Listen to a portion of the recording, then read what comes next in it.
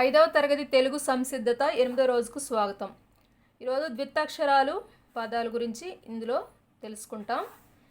ఇక్కడ ఉపాధ్యాయ కృత్యం ఉంది, అంటే ఒక ఆట ఆడిపిస్తారు మీ టీచరు. గేయం ఉంది, గేయం పాడుతున్నాను చూడండి. మామ తెచ్చెను కానుకలెన్నో, అమ్మకు పట్టు చీర తెచ్చారు, నాన్నకు పట్టు పంచె ఇచ్చారు, అక్కకు ముక్కెర ఇచ్చారు, చెల్లికి చుక్కల గౌను తెచ్చారు, అన్నకు తెచ్చే అద్దాల కారు, ఇంతకు నాకేం తెచ్చారో. కింది పదాలను చదవండి.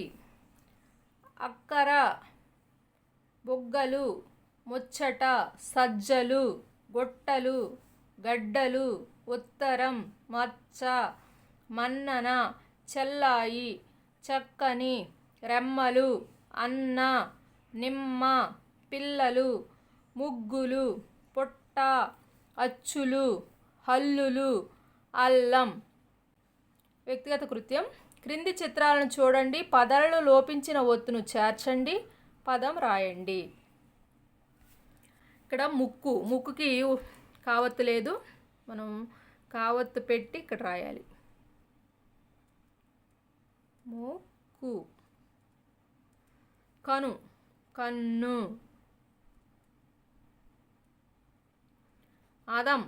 అద్దం.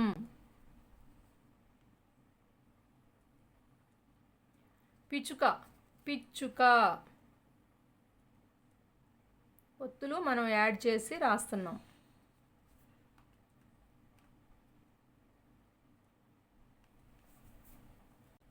చదవడం, వ్యక్తపరచడం. పేరాలో ఉన్న ద్విత్తాక్షర పదాలను గుర్తించండి, రాయండి.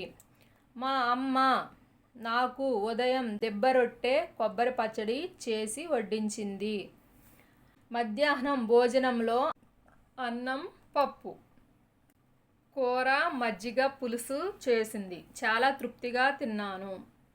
మా అమ్మ చేసే వంటలంటే నాకు చాలా ఇష్టం. ద్విత్తాక్షర పదాలని సున్నా చూడదాం.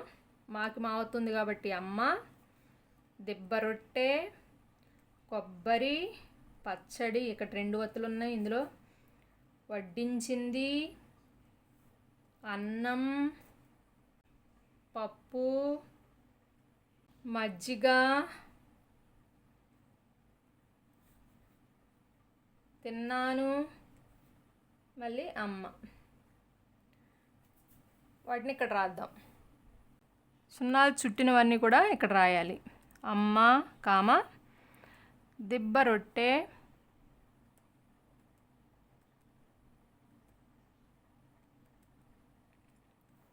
కొబ్బరి పచ్చడి,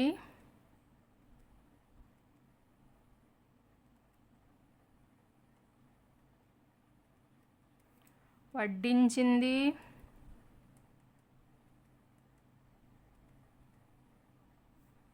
అన్నం. ఇంకా చాలు, ప్లేస్ అయిపోయింది, చాలు. ఖాళీలో సరైన పదాన్ని గుర్తించండి. సంక్రాంతికి వాకిట రంగుల డాష్ వేస్తారు.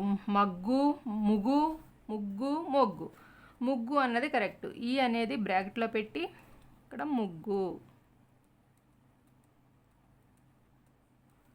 అర్థవంతమైన పదాన్ని గుర్తించండి. కుచ్చులు, కుచేలు. ఈ కరెక్ట్. కుచ్చులు. కింది గీత గీసిన పదంలో సరైన ఒత్తును చేర్చి వాక్యం తిరిగి రాయండి. దీపం వెలిగించడానికి అగ్గిపెట్టె ఉపయోగిస్తారు. ఇక్కడ గీకి గావత్తు, టేకి టావత్తు పెడితే అగ్గిపెట్టె అవుతుంది. మొత్తం రాయాలి. దీపం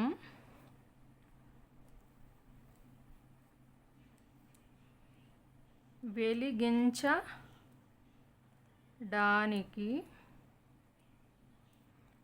అగ్గిపెట్టె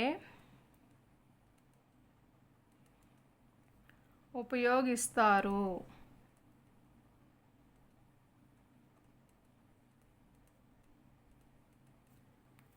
అక్షరాలను కలపండి, పదాలు రాయండి. బిడ్డ, గడ్డ, చెడ్డ, గిత్త, నత్త, అత్త. మావత్తు ఉన్న పదాలను రాయండి. అమ్మ, కొమ్మ, బొమ్మ.